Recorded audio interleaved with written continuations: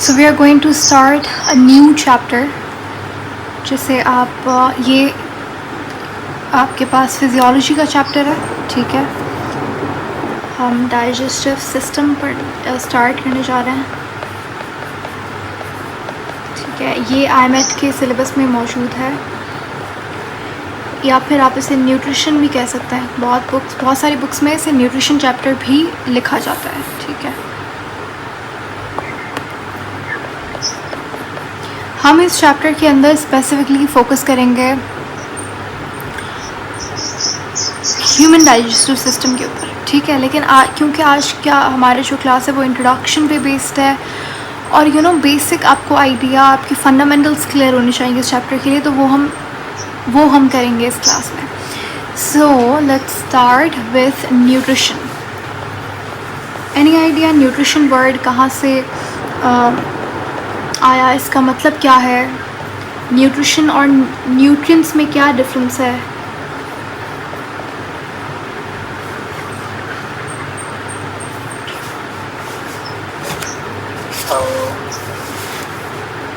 हमारे जो चीज़ें हम सारी खाते पीते हैं वो न्यूट्रिशन में आ जाती हैं, और जो न्यूट्रिएंट्स हैं ऐसे मटीरियल हमारे ज़रूरी हैं।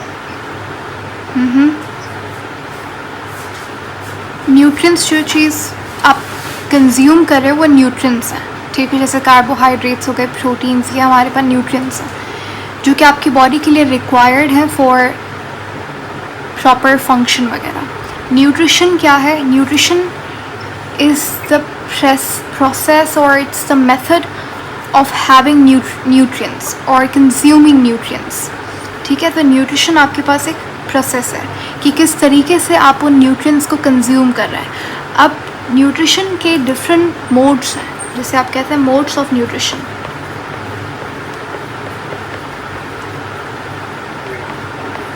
मोड्स ऑफ न्यूट्रिशन का मतलब है कि किस तरीके से आप खाना ले रहे हैं। बहुत सारे ऑर्गेनिजम्स सब हमारी तरह हेटेरोट्रॉफिक नहीं होते, यानी कि कुछ ऑर्गेनिजम्स ऐसे भी हैं जो अपना खाना खुद बना रहे हैं। ऐसे ऑर्गेनिजम्स को हम क्या कहेंगे?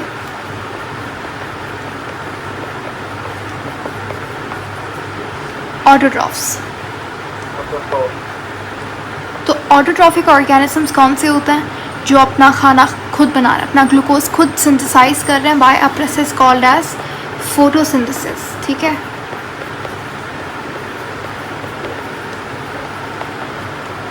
अगर वो H2O को, अब जैसे इनका काम क्या है? इनका काम है ग्लूकोज बनाना, C6H12O6। अब अगर आप यहाँ पे देखें, कार्बन कहाँ से आ रहा है? कार्बन उनको एटमॉस्फेयर से कार्बन डाइऑक्साइड से मिल रहा है, ठीक है।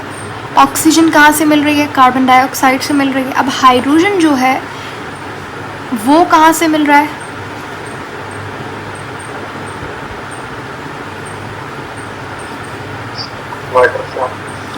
हाइड्रोजन आपको मिल रहा है फ्रॉम वाटर, ठीक है। तो अगर एक ऑर्गेनिज्म में हाइड्रोजन कहाँ से मिले? पानी से मिले। तो अगर water is the source of hydrogen, ठीक है, तो इस प्रोसेस को हम कहेंगे फोटोसिंथेसिस, ठीक है। और ये किस में होता है? ये प्लांट्स में हो रहा है, ये एल्गा में हो रहा है। ये फोटोसिंथेटिक बैक्टीरिया, जिसे हम साइनोबैक्टीरिया कहते हैं,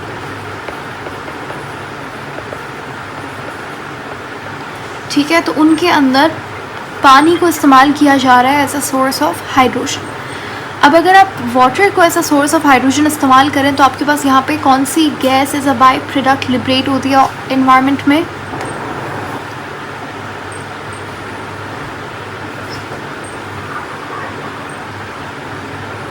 ऑक्सीजन गैस निकलेगी।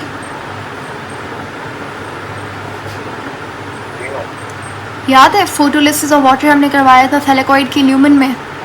वहाँ से क्या हो रहा था? इलेक्ट्रॉन निकल रहा था। इलेक्ट्रॉन किसके पास जा रहा था?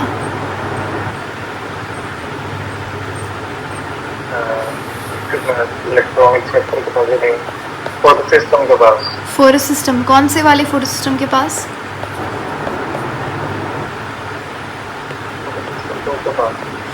फोटोसिस्टम 2 के पास। इलेक्ट्रॉन कहाँ जा रहा था? फोटोसिस्टम 2 के पास। ऑक्सीजन गैस रिलीज़ होती है एनवायरनमेंट में, ठीक है। और ये जो हाइड्रोजन आयन है ये ATP सिंथेसिस करता है आगे जाके, ठीक है। जब यहाँ पे बहुत सारा हाइड्रोजन थैलेकॉइड के ल्यूमेन में फिल हो जाता है तो यहाँ पे आपके पास F1 F0 प्रोटीन था जिसके ज़रिए ये स्ट्रोमा में जा रहा था। वहाँ से जो एनर्जी रिलीज़ होती थी उसको ट्रैप करके हम ATP बना रहे थे बाय ATP सिंथेस। याद आ गया?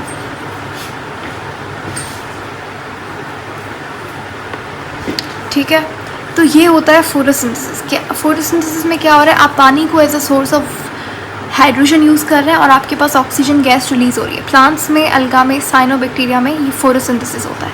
अब कुछ ऑर्गेनिजम्स ऐसे हैं, आपको पता है जब तक पानी नहीं बना था अर्थ पे, पानी नहीं था, ठीक है, देयर वाज नो वाटर, तो अब क्योंकि ऑटोट्रॉफ्स तब भी थे, उन्हें अपना ग्लूकोज बनाना था, तो वो भी बना तो ग्लूकोज ही रहे थे, लेकिन ये जो क्योंकि पानी नहीं था तो as a source of hydrogen जो है वो वाटर को नहीं इस्तेमाल कर सकते थे क्योंकि था ही नहीं। तो उस केस में वो दूसरे केमिकल्स को यूज़ करते थे as a source of hydrogen, ठीक है। जैसे कि एग्जाम्पल के तौर पे हाइड्रोजन सल्फाइड, ठीक है। हाइड्रोजन सल्फाइड को ये हाइड्रोजन का सोर्स यूज़ कर रहे थे और यहाँ पे आपके पास कौन सी गैस लिबरेट होगी, सल्फ़र। और ये प्रोसेस जो है, अब ये फोटोसिंथेसिस नहीं कहलाएगा, इसे हम कहते हैं कीमोसिंथेसिस, ठीक है। ये कौन करता है मैम, ऐसा कोई ऑर्गेनिज्म है अभी? बिल्कुल है। जैसे कि हमारे पास जो कीमोसिंथेटिक बैक्टीरियाज होते हैं,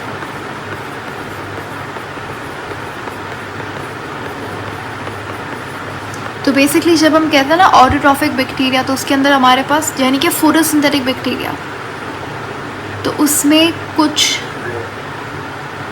वाटर को as a source of hydrogen use कर रहे हैं, कुछ जो है वो हाइड्रोजन सल्फाइड को as a source of hydrogen use कर रहे हैं, ठीक है। इतनी बात क्लियर हो गई? एनी क्वेश्चन सो फार? अच्छा, अब यहाँ पे ये हो गया हमारे पास ऑटोट्रॉफ्स का साइड। अब फोटोसिंथेसिस का हमने पूरा एक चैप्टर डिस्कस किया था जहाँ पे हमने सिर्फ फोटोसिंथेसिस कैसे हो रहा है, कैसे ग्लूकोज बन रहा है, और फिर सेल्यूलर रेस्पिरेशन डिस्कस किया था बायोएनर्जेटिक्स के अंदर, ठीक है। तो ये तो हमारा पोर्शन क्लियर हुआ, यू नो कि फोटोसिंथेसिस कैसे होता है। पहले क्या हो रहा था, पहले आपके पास ATP बनता था, NADPH बनता था, फिर उसी एनर्जी को यूज़ करके हम डार्क रिएक्शन में कार्बन डाइऑक्साइड को लेते थे, रिबिस्को की हेल्प से उसे फिक्स करते थे और आपके पास ट्रायोज शुगर मिलती थी आपको, और वो जाके ग्लूकोज बनाती थी। याद आ गया? So you are done with this part, ठीक है, you are clear with the photosynthesis वाला सेक्शन। अब हम बात करेंगे कौन सा जो ऑर्गेनिजम्स दूसरे पे डिपेंड करते हैं अपने सोर्स ऑफ हाइड्रोजन के लिए, ऐसे ऑर्गेनिजम्स को हम क्या कहेंगे, हेट्रोट्रॉफिक। अब हम हेट्रोट्रॉफ्स को डिस्कस करेंगे। क्या हम ये कह सकते हैं कि हेट्रोट्रॉफ्स जो है वो इनडायरेक्टली या फिर डायरेक्टली डिपेंड करते हैं ऑटोट्रॉफ्स पे? Is that true?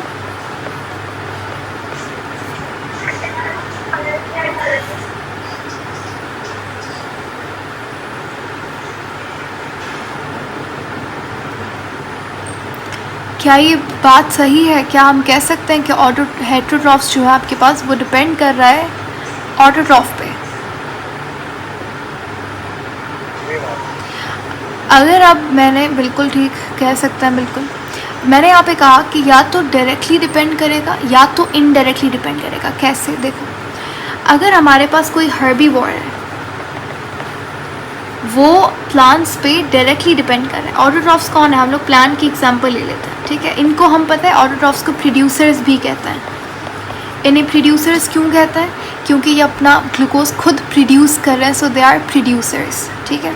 तो हर्बीवोर्स जो हैं वो डायरेक्टली डिपेंड करते हैं प्रोड्यूसर्स पे। लेकिन अगर मैं बात करूं कार्निवोर्स की या फिर ओमनीवोर्स की,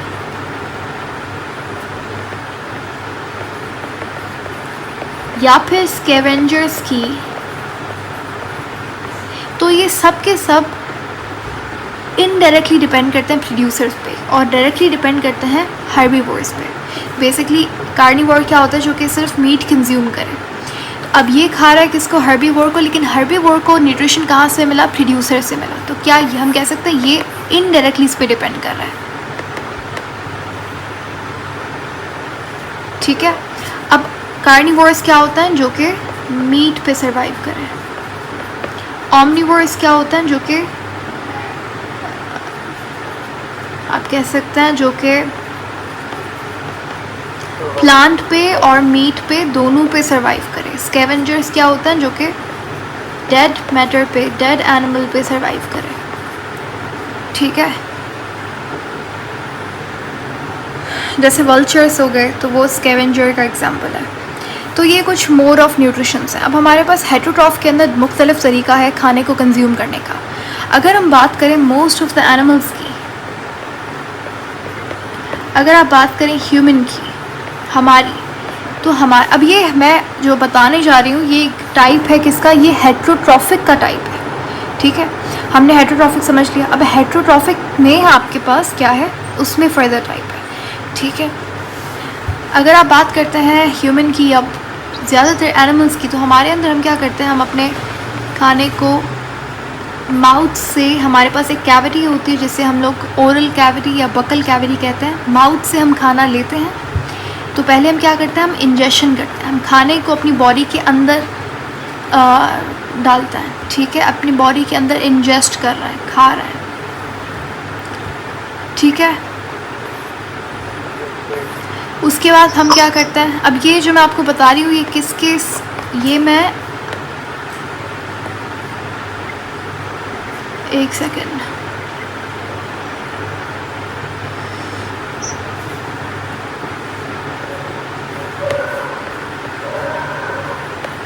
ये मैं आपको बता रही हूँ इंजेक्शन। एनिमल्स क्या करते हैं? एनिमल्स इंजेक्शन करते हैं, यानी कि बॉडी के अंदर अपना खाना डाइजेस्ट करेंगे। ठीक है,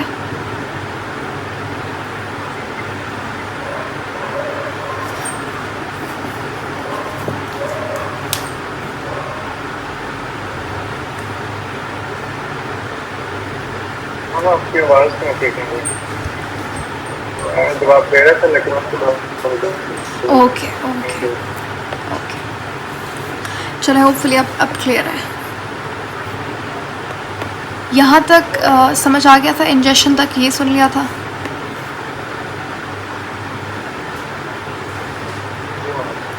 ओके अच्छा, तो एनिमल के अंदर, हमारे अंदर ह्यूमन की अगर आप बात करो तो हमारा मोड ऑफ न्यूट्रिशन, अब ये हेटेरोट्रॉफिक का एग्जांपल है, ये इसे हम कहेंगे होलोजोइक न्यूट्रिशन। तो हमारे अंदर कौन सी न्यूट्रिशन हो रही है? होलोजोइक हो रही है। ठीक है, हमारी बॉडी के अंदर जिस तरीके से हम खाने को डाइजेस्ट करते हैं उसमें कुछ स्टेप्स हैं। सबसे पहले हम क्या करेंगे? इंजेक्शन करेंगे। उसके बाद हमारी बॉडी में क्या होगी? वो उसकी डाइजेशन होगी। यानी कि डाइजेशन का मतलब क्या होता है? जो लार्जर पार्टिकल्स हैं वो स्मॉल पार्टिकल के अंदर कन्वर्ट होंगे, या फिर आप कह सकते हैं कि जो कॉम्प्लेक्स सब्सटेंस है वो ब्रेक डाउन होगा स्मॉलर के अंदर, या फिर बायो मैक्रो मॉलिक्यूल कन्वर्ट हो रहा है बायो माइक्रो मॉलिक्यूल में, या फिर आप कह सकते हैं पॉलीमर कन्वर्ट हो रहा है मोनोमर में। कहाँ पे? डाइजेशन में। उसके बाद जो डाइजेस्टेड फूड है आपके पास, जिसकी डाइजेशन हो गई है, उसकी क्या होती है? एब्जॉर्प्शन। ठीक है, गुड। और जो भी अनडाइजेस्टेड फूड है उसको बॉडी से इजेस्ट किया जाता है, जिसे हम इजेशन कहते हैं। इसे आप डेफिकेशन भी कह सकते हैं। ठीक है, तो ये होलोजोइक न्यूट्रिशन के स्टेप्स हैं। ये 4 आपको याद होने चाहिए, ये होलोजोइक न्यूट्रिशन के स्टेप्स हैं। ठीक है, अच्छा, उसके बाद हमारे पास कुछ और एग्जांपल्स की अगर आप बात करें फंजाई की, जैसे, तो फंजाई में कैसी न्यूट्रिशन होती है? एब्जॉर्प्टिव न्यूट्रिशन होती है, मोड ऑफ न्यूट्रिशन बेसिकली।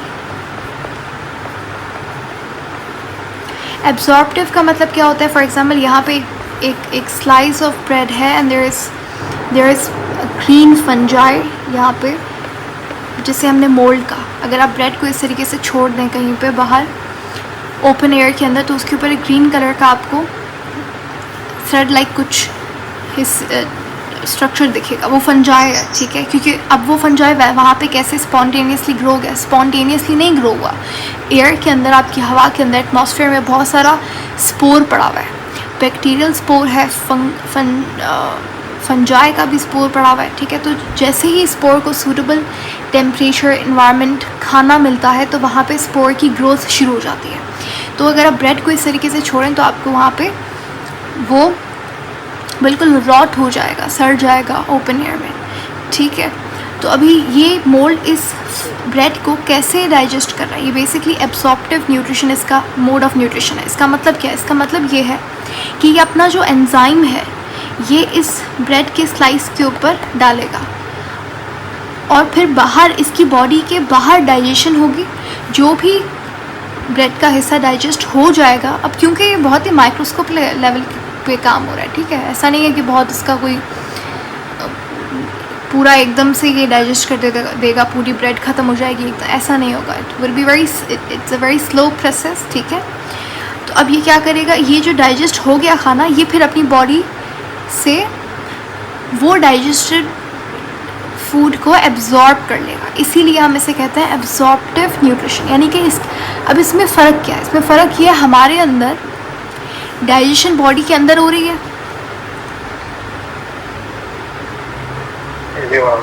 लेकिन फंजाई में जो डाइजेशन है वो इसकी बॉडी के बाहर हो रही है, ठीक है। अच्छा, अब यहाँ पे हमारे पास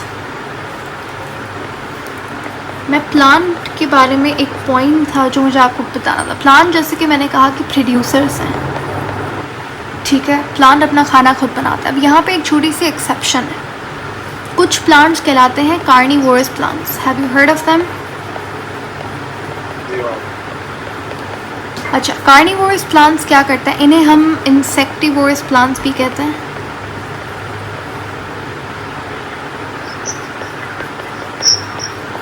यानी कि ये छोटे मोटे बहुत छोटे छोटे जो इंसेक्ट्स होते हैं उनको ये लेते हैं और उनसे न्यूट्रिशन लेते हैं। यानी कि ये दूसरे जानवर को खा रहा है, दूसरे इंसेक्ट को कंज्यूम कर रहा है, जबकि ये तो फोटोसिंथेसिस करते हैं। प्लांट्स तो हमने यही सुना है ना बचपन से, ऑटोट्रॉफ्स होते हैं, अपना खाना खुद बनाते हैं।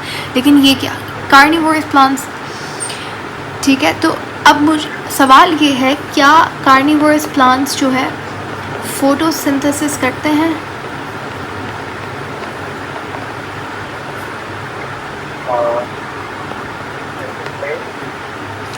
सॉरी, नहीं करते। ओके, यहाँ पे देखें, अब फोटोसिंथेसिस तो करेंगे, जितने भी प्लांट्स हैं आपके पास वो सब के सब फोटोसिंथेसिस करेंगे, पहली बात, ठीक है, फर्स्ट पॉइंट। सेकंड पॉइंट, अगर ये फोटोसिंथेसिस करते हैं सो द क्वेश्चन इज़ कि ये इंसेक्ट्स को क्यों कंज्यूम कर रहे हैं? ऐसा ही है ना? अच्छा, जो कार्निवोरस प्लांट्स होते हैं बेसिकली होता क्या है, ये ऐसी सॉइल में, ऐसी मिट्टी में ग्रो होते हैं जहाँ पे नाइट्रोजन की डेफिशिएंसी होती है, ठीक है। वो जो सॉइल होती है, कार्निवोरस प्लांट्स जिस सॉइल में होता है वो सॉइल जो है वो नाइट्रोजन डेफिशिएंट सॉइल होती है, सही है। तो इसीलिए अपनी ग्रोथ के लिए नाइट्रोजन एक एसेंशियल एलिमेंट है। हमारी बॉडी में भी नाइट्रोजन एक एसेंशियल एलिमेंट है, प्लांट में भी नाइट्रोजन चाहिए, एसेंशियल एलिमेंट है, ठीक है। तो इस वजह से ये इस डेफिशिएंसी को, इस नाइट्रोजन की डेफिशिएंसी को पूरा करने के लिए प्लांट्स जो है वो इंसेक्ट्स कंज्यूम करेंगे, ठीक है। तो ये autotrophs, they are true autotrophs, ये फोटोसिंथेसिस भी करेंगे, लेकिन जस्ट ये इंसेक्ट को ट्रैप करते हैं, उन्हें डाइजेस्ट करते हैं ताकि अपनी जो नाइट्रोजन डेफिशिएंसी है उसको पूरा कर सकें। और कुछ और 2-3 एलिमेंट्स भी होता है माइनर, उनकी डेफिशिएंसी को भी ये कंप्लीट कर सकता है। अच्छा, अब ये आपको पता है प्लांट्स के पास एंजाइम्स नहीं होते वैसे तो जनरली, लेकिन जो कार्निवोरस प्लांट्स हैं इनके पास एंजाइम्स होते हैं और उसी एंजाइम्स को यूज़ करके ये इन इंसेक्ट को क्या करते हैं, डाइजेस्ट करते हैं, सही है। अच्छा, और वो जो एंजाइम है वो एंजाइम बैक्टीरिया सिक्रीट कर रहा है प्लांट की बॉडी में, या तो प्लांट खुद क्रिएट कर रहा है, दोनों बल्कि, ठीक है। अच्छा, बैक्टीरिया क्यों करेगा, उसका क्या काम? आपने सिम्बायोसिस पढ़ा है, तो वही चल रहा होता है, ठीक है। अब जैसे कार्निवोरस प्लांट्स के कुछ एग्जाम्पल हैं, जैसे वीनस फ्लाई ट्रैप, आप देख भी सकते हैं इफ़ यू वांट टू सी कि किस तरीके से प्लांट जो है वो इंसेक्ट को बहुत ही ट्रिक तरीके से स्मार्टली कैच करता है और फिर उससे बिल्कुल एकदम अपने जो लीफ है उसको एकदम से क्लोज कर देता है ताकि वो बाहर ना निकल पाए। इसी तरीके से हमारे पास एक और पौधा होता है जिसको सन ड्यू प्लांट कहते हैं। उसकी जो लीव्स होते हैं वो बहुत स्टिकी होता है, उनकी लीव्स पे बहुत छोटे छोटे टेंटिकल्स होते हैं, ठीक है, और वो टेंटिकल सिक्रीशन एक बहुत ही ऑयली स्टिकी सिक्रीशन प्रोड्यूस करता है। जैसे इंसेक्ट बैठता है उसके लीफ पे तो वो चिपक जाता है, समझ लीजिए ग्लू की तरह होता है वो सिक्रीशन, ठीक है। तो सन ड्यू प्लांट आप you can watch the video कि किस तरीके से वो पकड़ रहा होता है, ऑन यूट्यूब आपको आसानी से मिल जाएगी, ठीक है। और इसके बाद हमारे पास पिक्चर प्लांट के तो इस तरीके से बड़े बड़े pod like sac like leaves होते हैं। तो जैसे उसके अंदर आता है इंसेक्ट तो अपने पॉड लाइक लीव्स को ये जल्दी से बंद कर देता है, ठीक है, अंदर से वैकेंट जगह होती है यहाँ पे। तो ये कुछ एग्जाम्पल्स थे। अब हम ह्यूमन, ये हमारे पास यहाँ पे इंट्रोडक्शन कंप्लीट हो गया, ठीक है। अब हम बात करेंगे डाइजेशन की। हमारा इस चैप्टर का मकसद ये है कि कितने स्टेप्स हैं यहाँ पे, 4, इंजेशन, डाइजेशन, एब्जॉर्प्शन, डाइजेशन, ये सब हम एक एक करके डिस्कस करेंगे। अगर आप बात करते हैं जनरली डाइजेशन की, अभी हम ह्यूमन डाइजेशन की बात नहीं कर रहे, जनरली बात कर रहे हैं एंड किंगडम एनिमलिया के अंदर। देखो अब डाइजेशन जो है, एक अगर मैं कहूँ कि डाइजेशन बॉडी के बाहर हो रही है जैसे फंजाई में, तो वो एब्जॉर्प्टिव नाइट्रोजन डाइजेशन है, ठीक है। अगर तो डाइजेशन जो है सेल के अंदर हो रही है, कहाँ पे, तो इसे हम कहेंगे इसे हम इंट्रा सेल्यूलर डाइजेशन कह सकते हैं, ठीक है। अब मुझे बताइए हमारे अंदर ह्यूमन में क्या इंट्रा सेल्यूलर डाइजेशन होती है?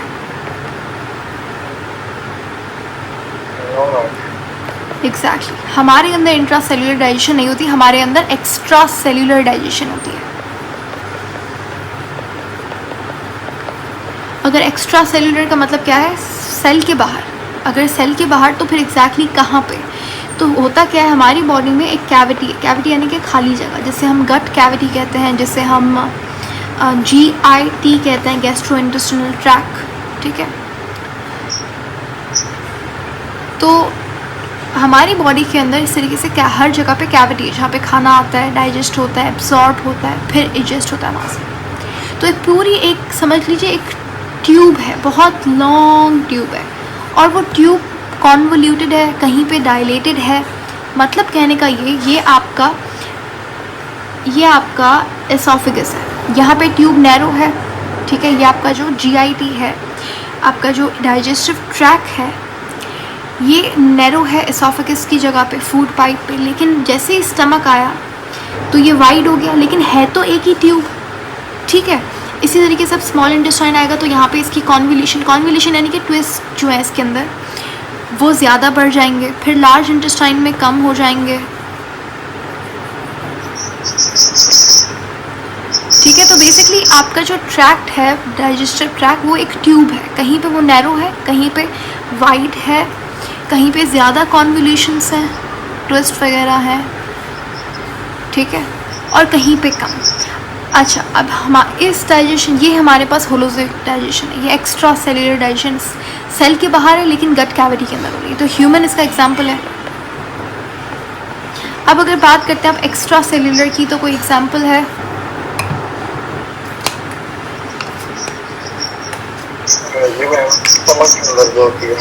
किसमें?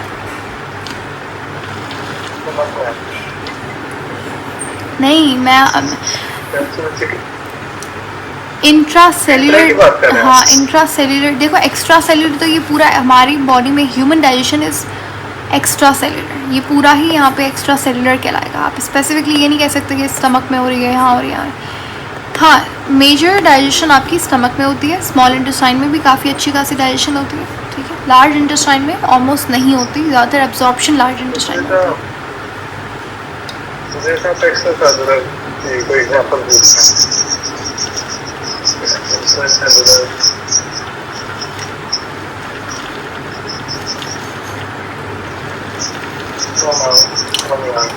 अमेबा। ओके। आपका 9th का मैट्रिक में आई गेस ये चैप्टर है, सिंध बोर्ड मेरे ख्याल से दूसरे बोर्ड पंजाब में तो है, तो वहाँ पे अमीबा डाइजेशन एंड अमीबा बड़ा एक डिटेल में दिया हुआ है डाइजेशन वाले चैप्टर के बिल्कुल स्टार्ट में। तो अमीबा में जो डाइजेशन होती है वो कैसी होती है, वो एक्स्ट्रा नहीं इंट्रा सेल्यूलर होती है, ठीक है। उसमें क्या होता है, जैसे ये फूड पार्टिकल है, ठीक है, तो यहाँ से इस तरीके से ये इस फूड पार्टिकल को यहाँ से ये एंटर करेगा, ठीक है, और उसके बाद ये एक वेजाइकल की सूरत में तब्दील हो जाएगा, इसे हम कहेंगे फूड वेजाइकल। और यहाँ पे फिर जो अमीबा का कौन सा ऑर्गन डाइजेशन करेगा,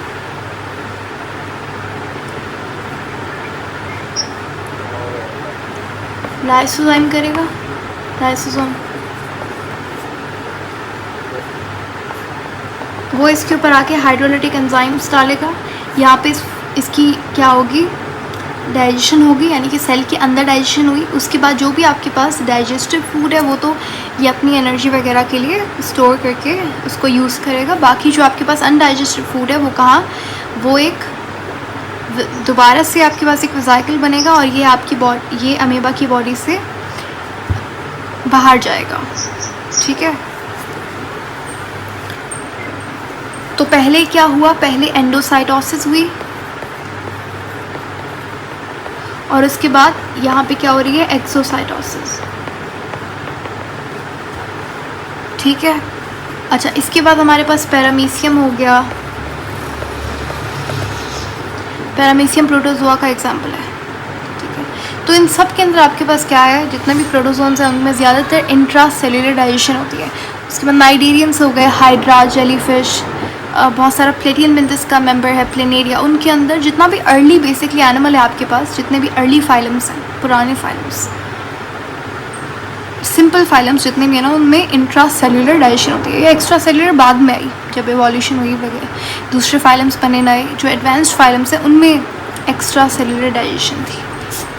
ओके, यहाँ तक बात क्लियर हो गई।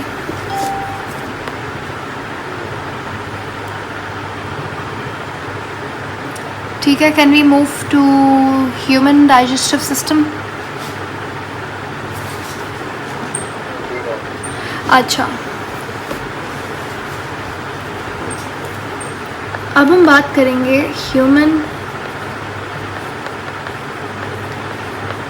डाइजेस्टिव सिस्टम की।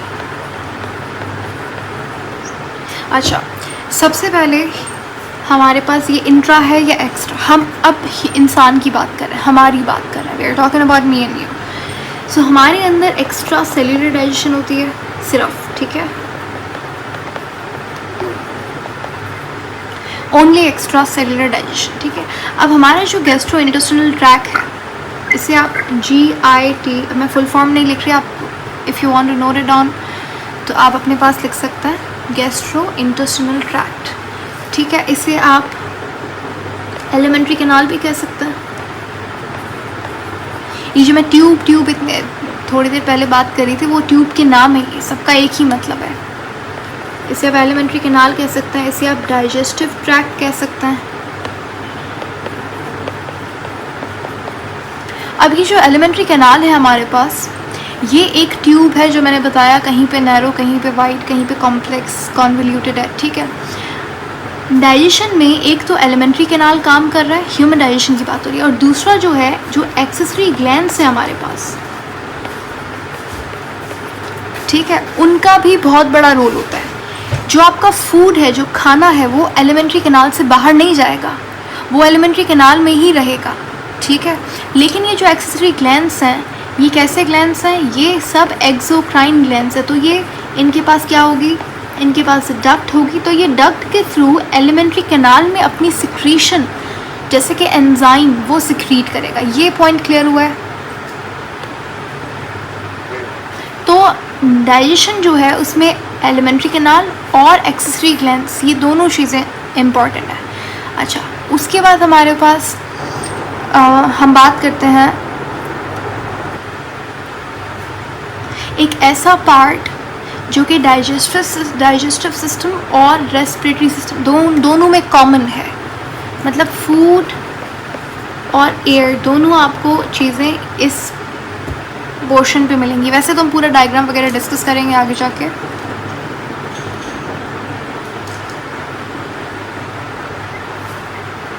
फेरिंग्स है वो जगह,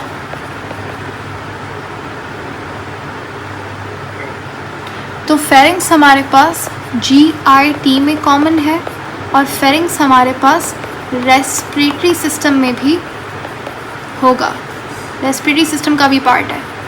तो ये वो जगह है जहाँ पे food and air will meet.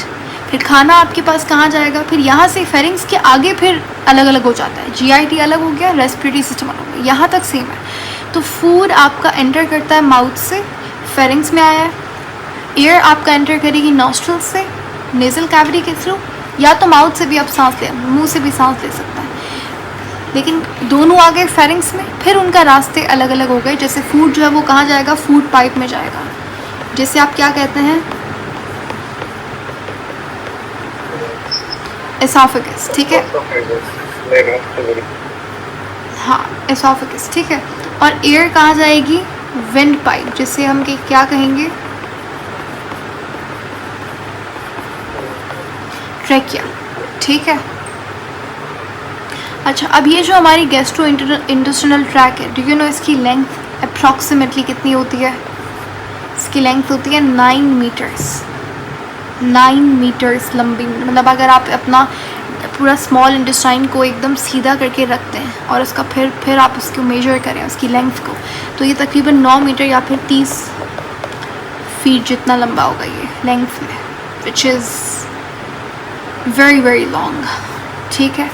अब जब आप बात करते हैं एलिमेंट्री कैनाल की, तो हमारे पास ये जो पूरी एक ट्यूब है, अब जैसे ये एसोफेगस है, मैंने एसोफेगस निकाला, ठीक है। अब हम उसका इंटरनल स्ट्रक्चर देख रहे हैं, हमें एनाटॉमी देख रहे हैं एसोफेगस।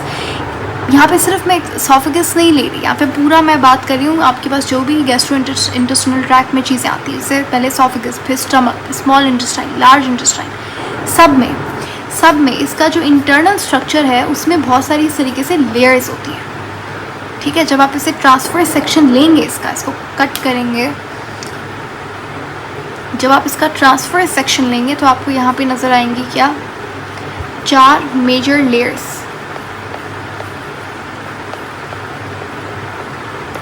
जो कि आपको पूरे गैस्ट्रोइंटेस्टिनल ट्रैक्ट में मिलेंगी, ठीक है।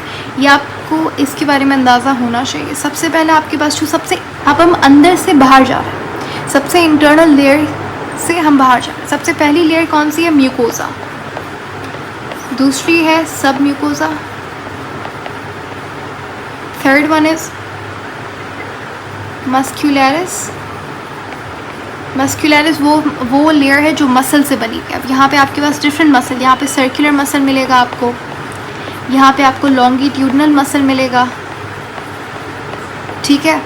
और स्टमक में एक तीसरा मसल भी मिलता है जिसको ऑब्लिक मसल कहते हैं। Now this is an extra point, लेकिन आप इफ़ यू आर इंटरेस्टेड तो आप इसे नोट डाउन कर सकते हैं।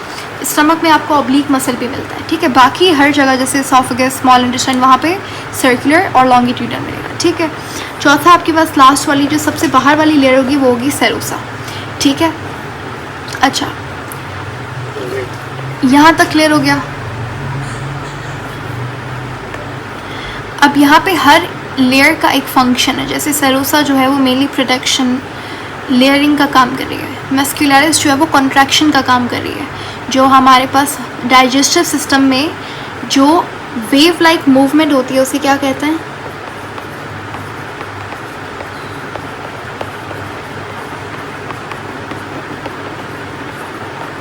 पूरे गैस्ट्रो इंटेस्टिनल ट्रैक के अंदर जो आपके पास एक वेव लाइक मूवमेंट होगी जो कि खाने को आगे लेकर जाएगी, जो फॉरवर्ड लेकर जाएगी खाने को, उस मूवमेंट को क्या कहेंगे? क्योंकि देखो, सॉरी,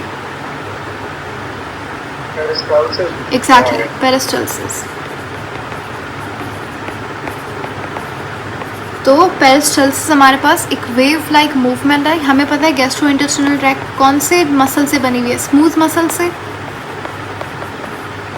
यानी कि ये क्या है, ये वॉलंटरी है इनवॉलंटरी? इनवॉलंटरी है, ठीक है। तो हमारे पास ये मूवमेंट जो है पेरिस्टाल्सिस, ये कैसी मूवमेंट है? ये इनवॉलंटरी मूवमेंट है और ये 24/7 हो रही है। लेकिन जब आप खाना खाते हैं तो उस वक्त इसकी जो स्ट्रेंथ, जो पेरिस्टाल्सिस की जो रफ्तार है और इसकी जो स्ट्रेंथ है वो ज़्यादा होती है, ठीक है। स्पेशली जब आप खाना खाते हैं उसके बाद, जब आपके पास 2 घंटे 3 घंटे तक डाइजेशन होती है उस वक्त। तो ये था इंट्रोडक्शन, ठीक है। ये लेयर्स हैं, आपको याद होनी चाहिए। उसके बाद हमारे पास जब हम बात करते हैं डाइजेशन की,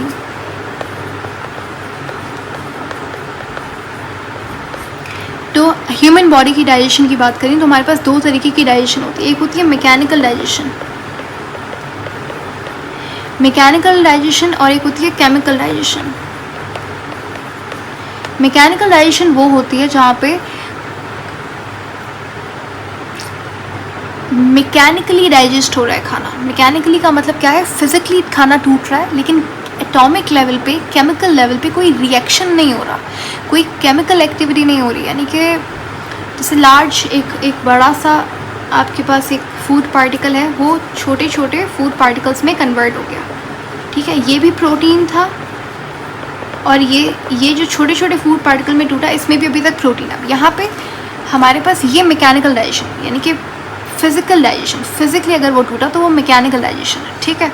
केमिकल क्या होती है? जैसे मेरे पास अगर ये प्रोटीन है तो केमिकली ये टूटेगा। केमिकली का मतलब क्या है? ये अपने मोनोमर में तब्दील हो गया, अमाइनो एसिड।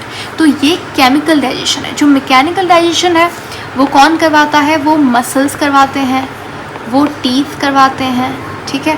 तो आपका जो माउथ है वहाँ पे मैकेनिकल डाइजेशन होती है। जो आपका स्टमक है वहाँ पे स्ट्रॉन्ग मस्क्यूलर मूवमेंट होती है, ठीक है। मैं आपको याद है मैंने बताया था कि स्टमक में आपको ऑब्लिक मसल मिलेगा, तो वहाँ पे 3 तरीके का मसल मिलके एक बहुत ही स्ट्रॉन्ग कॉन्ट्रैक्शन रिलैक्सेशन करवा रहा है, ठीक है। तो उसकी वजह से, उन मसल्स की वजह से स्टमक में एक स्ट्रॉन्ग मैकेनिकल डाइजेशन हो रही होती है, स्ट्रॉन्ग मसल कॉन्ट्रैक्शन की वजह से, जिस movement, and that movement of muscles is called as churning, ठीक है। हमारे माउथ में हमारे टीथ की वजह से भी मैकेनिकल डाइजेशन, टीथ का काम क्या होता है? बड़े फूड पार्टिकल्स को छोटे में तब्दील करना, तो वो भी मैकेनिकल डाइजेशन है। तो हमारी डाइजेस्टिव ट्रैक्ट में 2 जगहों पे मैकेनिकल डाइजेशन हो रही है। कौन कौन से? माउथ एंड टीथ, ठीक है। माउथ में टीथ कर रहा है और स्टमक में चर्निंग की वजह से मैकेनिकल डाइजेशन हो रही है। अच्छा, केमिकल डाइजेशन कौन करवाता है? जितना भी एंजाइम एक्टिविटी हो रही है ना, वो केमिकल डाइजेशन है, सही है। आप आगे जाके हम बात करेंगे बाइल के बारे में, ठीक है। आपको पता है बाइल में कोई एंजाइम नहीं होता, ठीक है। बाइल में कोई एंजाइम नहीं होता, लेकिन फिर वो डाइजेस्ट कैसे कर रहा है? तो उस क्या करवाता है? वो मैकेनिकल डाइजेशन ही तो करवाता है।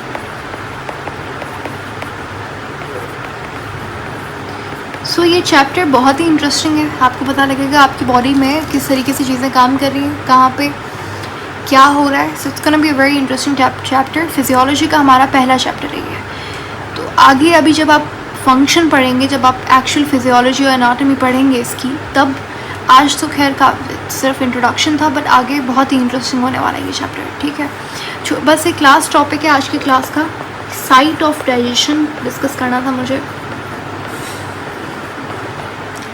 साइट ऑफ डाइजेशन का मतलब क्या है? यानी कि कहाँ कहाँ पे मेनली डाइजेशन हो रही है। सबसे पहले आपके पास माउथ में हमने इंजेक्शन किया तो माउथ में डाइजेशन हो रही है। अब कैसे हो रही है, कौन सा एंजाइम है, क्या क्या, माउथ कैसा दिखता है, बकल कैविटी कैसी, वो हम कल डिस्कस करेंगे, कल वाली क्लास में, ठीक है। तो आपका जो माउथ है, अच्छा आपको पता है माउथ सिर्फ एक ओपनिंग है जो आपको, जब हम बोलते वक्त अपना, when we open our mouth, so that's basically when we are opening our buccal cavity, ठीक है। वो जो opening है, that opening is called as mouth. लेकिन उसके अंदर जहाँ पे हमारा टीथ प्रेजेंट है, टंग प्रेजेंट है, वो माउथ नहीं है। उसे हम बोल तो रहे होता है माउथ, लेकिन असल में जब आप बायो के पर्सपेक्टिव से देखें तो वो असल में क्या है? वो असल में बकल कैविटी है, बायो में माउथ सिर्फ ओपनिंग है, अंदर बकल कैविटी जिसे आप ओरल कैविटी बोलते हैं। तो हमारी जो सबसे पहली डाइजेशन होती है, मैकेनिकल डाइजेशन, वो माउथ में होती है। अच्छा, मज़े की बात, माउथ में मैकेनिकल डाइजेशन भी होती है और माउथ में केमिकल भी होती है। मैम केमिकल कैसी हो रही है आपको याद है? अब ये रिपीट हो गया, सारी चीज़ें रिपीट होंगी। आपके पास माउथ में एंजाइम प्रेजेंट होता है, जैसे अमाइलेज हो गया, तो उसकी वजह से केमिकल डाइजेशन होती है माउथ में। तो सबसे पहला हमारे पास माउथ में डाइजेशन शुरू हो जाएगी, बहुत कम होगी लेकिन होगी। उसके बाद स्टमक में भी मैकेनिकल प्लस केमिकल दोनों डाइजेशन होती है। तीसरा हमारे पास है स्मॉल इंटेस्टाइन। स्मॉल इंटेस्टाइन में सिर्फ और सिर्फ कैसी डाइजेशन होगी? केमिकल डाइजेशन होगी, ठीक है। स्मॉल इंटेस्टाइन में जो उसका पहला पार्ट है ड्यूडेनम,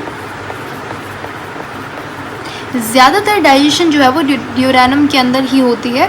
ड्यूडेनम में बहुत कम डाइजेशन होती है और इलियम में डाइजेशन नहीं होती। इलियम में होती है एब्जॉर्प्शन, ठीक है, इसमें डाइजेशन नहीं होती। डाइजेशन कहाँ होगी? ड्यूडेनम में होगी। अच्छा, उसके बाद हमारे पास है लार्ज इंटेस्टाइन, खाना यहाँ जाएगा।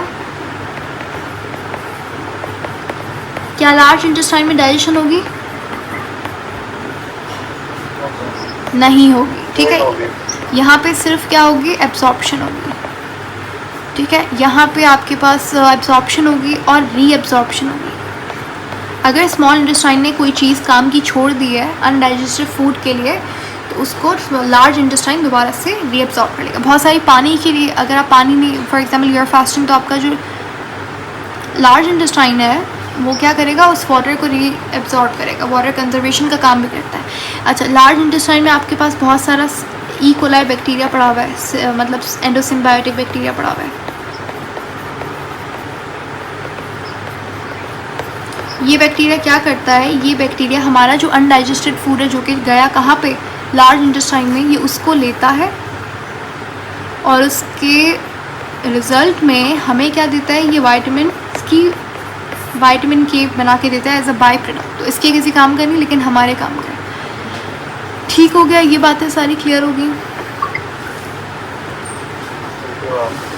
So that is the introduction. उसके बाद हमारे पास है कल का टॉपिक, जो फर्स्ट टॉपिक है वो है हमारे पास ओरल कैविटी, ठीक है।